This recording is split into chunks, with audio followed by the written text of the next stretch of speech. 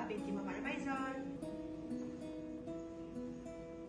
Hai, nama saya Dian Nubatisha binti Muhammad Aslan.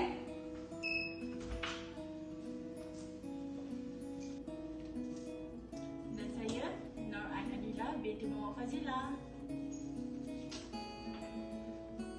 Assalamualaikum dan salam sejahtera.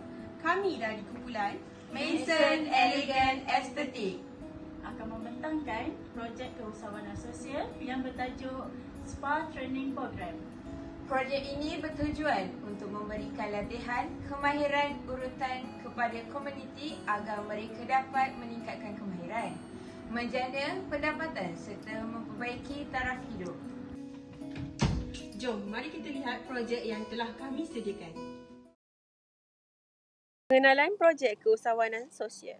Yang pertama, memodenkan perniagaan komuniti melalui proses pemerkasaan usahawan dan kerjasama strategi. Yang kedua, menjadi platform utama pemerkasaan perniagaan. Dan yang ketiga, memupuk semangat kerjasama antara pelajar dalam menunaikan tanggungjawab sosial korporat dan membantu komuniti. Golongan sasaran bagi projek ini ialah komuniti setempat, Persatuan Kebajikan Malika dan pelajar KKTNS. Bagi kaedah pelaksanaan, terdapat 3 fasa iaitu fasa persediaan, fasa pelaksanaan dan fasa pemantapan. Selari dengan kaedah pelaksanaan, kami membahagikan carta perbantuan kepada 3 fasa juga, di mana pada bulan Mac hingga April merupakan fasa 1, bulan Jun hingga Julai pelaksanaan program dan seterusnya bulan Ogos hingga September merupakan fasa pemantapan spa training program ini. Dari segi pendanaan atau dana projek, antara perancangan kami ialah memberi khidmat, nasihat dan kolaborasi industri spa dan yang lain seperti dinyatakan di dalam video ini.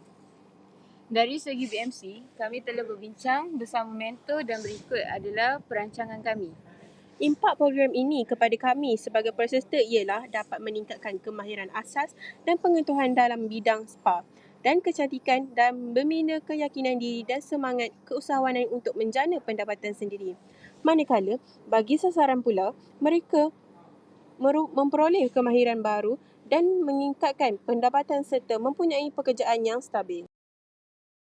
Sebagai rumusan, program ini dijalankan bagi mendidik pelajar KKTNS untuk menyantuni komuniti dan melakukan pemindahan ilmu kepada yang memerlukan secara percuma. Dengan adanya program rintis ini, diharap komuniti dapat menjana pendapatan dan meningkatkan kemahiran. Harapan kami, program ini dapat diaplikasikan oleh semua pelajar terapi kecantikan dan spa di Kolej Komuniti Tampin. Sekian, terima kasih.